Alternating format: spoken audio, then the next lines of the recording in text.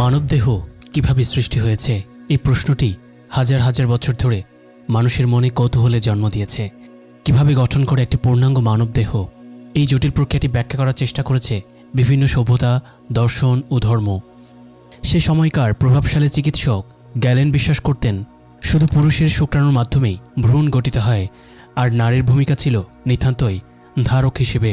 তার এই ভুল ধারণা শত শত বছর ধরে চিকিৎসাবিদ্যায় প্রচলিত ছিল। অথচ কোরআন সে সময়ই স্পষ্ট করে বলে মানবদেহের সৃষ্টি শুরু হয় মিশ্রিত তরল থেকে, অর্থাৎ নারী ও পুরুষ উভয়ের সম্মিলিত অবদান থেকে। এটি ছিল একটি বৈপ্লবিক বক্তব্য যা সেই যুগের চিকিৎসা তত্ত্বকেও চ্যালেঞ্জ করেছিল। সপ্তম শতাব্দীর আরব বিশ্বে যখন বিজ্ঞান বলতে কিছুই ছিল না, মাইক্রোস্কোপ আবিষ্কার হয়নি, মেডিকেল সায়েন্স প্রাথমিক পর্যায়ে পৌঁছেনি, ঠিক তখনই এমন একটি বৈপ্লবিক বক্তব্য আসলেই তীব্রভাবে চ্যালেঞ্জ ছুড়ে দেওয়ার মতো। আজ আমরা যখন আধুনিক চিকিৎসাবিদ্যা ও বিজ্ঞান চর্চার আলোকে এই আয়াতগুলো বিশ্লেষণ করি, তখন দেখতে পাই এগুলোর ভাষা ও বিন্যাস শুধু ধর্মীয় আলোচনার মধ্যে সীমাবদ্ধ নেই, বরং তা মানব শরীরের একেবারে জৈবিক বাস্তবতার সাথেও অবিকল মিলে যায়। কোরআনে বলা হয়েছে, আমি মানুষকে সৃষ্টি করেছি মিশ্র শুক্রবিন্দু থেকে, আমি তাকে পরীক্ষা করব, ফলে আমি তাকে বানিয়েছি শ্রবণ ও দৃষ্টিশক্তি সম্পন্ন। এখানে নুতফা শব্দটি ব্যবহার করা হয়েছে, যার অর্থ এক ফোঁটা তরল।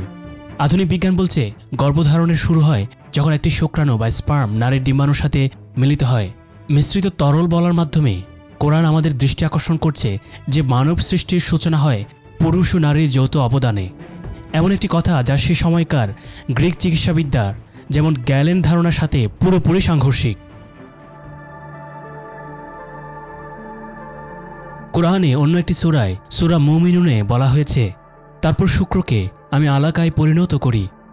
এখানে আলাকা শব্দের অর্থ জ্বলে থাকা বস্তু, লেগে থাকা এমনকি রক্ত জমাট বাঁধা কণাকে বোঝাচ্ছে। আজকের বিজ্ঞান বলে নিষিক্ত ডিম্বাণু জরায়ুর দেয়ালে সংযুক্ত হয়ে যায় এবং সেখানে ভ্রূণের বৃদ্ধি শুরু হয়। এই সংযুক্তিকে বলা হয় ইমপ্ল্যান্টেশন। এই সময় ভ্রূণটি দেখতে অনেকটা জমাট বাঁধা রক্ত বা লম্বা থ্রেডের মতো ঝুলে থাকা বস্তুর মতো দেখায়। আশ্চর্যের বিষয় হলো, এই দৃশ্য কেবল আধুনিক মাইক্রোস্কোপিক পর্যবেক্ষণের মাধ্যমেই দেখা সম্ভব, যা সপ্তম শতাব্দীর কারো পক্ষেই জানা সম্ভব ছিল না। একে আয়াতে বলা হয়, তারপর আলাকাকে গোশত পিণ্ডে পরিণত করি। এখানে মুদগা শব্দটি এসেছে এমন একটি বস্তু বোঝাতে যা চিবিয়ে ফেলা হয়েছে। যখন আধুনিক বিজ্ঞান ভ্রূণের এই ধাপে পৌঁছায়, তখন দেখা যায় সোমাইড নামক গঠন তৈরি হয়, যা মানুষের হাড় ও পেশির প্রাথমিক রূপরেখা তৈরি করে। এই সময় ভ্রূণটি দেখতে হয় একদম জীবাণু মাংসপিণ্ডের মতো, যেটাতে দাঁতের মতো গর্তও দেখা যায়, যা অবিশ্বাস্যভাবে মুদগা শব্দের সাথে মিলে যায়। এরপর বলা হয়েছে, তারপর গোশত পিণ্ডকে হাড়ে পরিণত করি, তারপর হাড়কে গোশত দিয়ে আবৃত করি, অতঃপর তাকে অন্য এক সৃষ্টিরূপে গড়ে তুলি। অতএব সর্বোত্তম স্রষ্টা আল্লাহ কত বরকতময়। বিজ্ঞান বলে এ পর্যায়ে কার্টিলেজ বা হাড়ের পূর্বধাপ তৈরি হয়, তারপর তা অসিফিকেশন প্রক্রিয়ায় হাড়ে রূপান্তরিত হয়, পরে গঠিত হয় পেশি, যা হাড়কে ঘিরে রাখে। এই অনুক্রম হাড় প্রথমে, তারপর মাংস, ঠিক যেভাবে কোরআন বলছে, যেটি আধুনিক অ্যাম্ব্রোলজির সাথে পুরোপুরি সামঞ্জস্যপূর্ণ। অথচ এই তত্ত্ব কোরআন ছাড়া সে সময়কার কোনো চিকিৎসাবিদ্যায় ছিল না।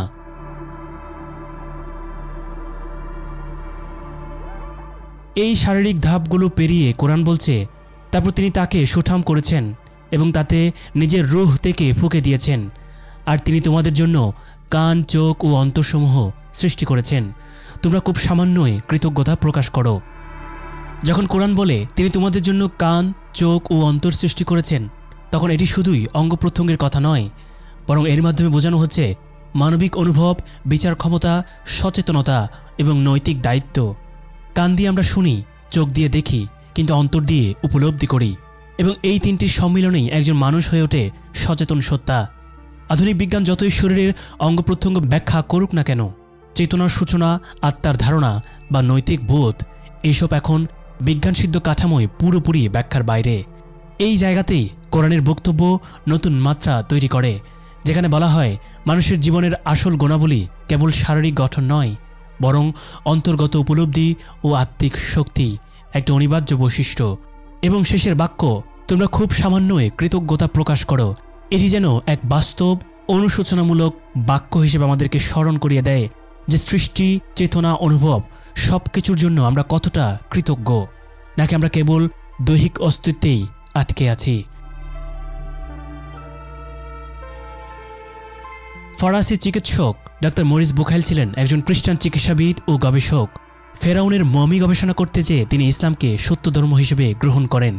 এই নিয়ে আমার একটা বিস্তারিত ভিডিও আছে, আপনারা চাইলে সেটি দেখে নিতে পারেন।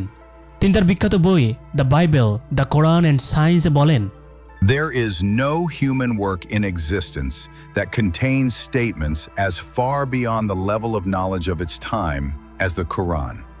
এবং একই বইয়ে আরেকটি উদ্ধৃতিতে বলেছে, It is inconceivable that these statements could have been the work of a man living in the 7th century. Such considerations are part of what gives the Quranic revelation its unique place and forces the impartial scientist to admit his inability to provide an explanation. Maurice Bucaille আরও বলেন, The Quran and science are in perfect agreement.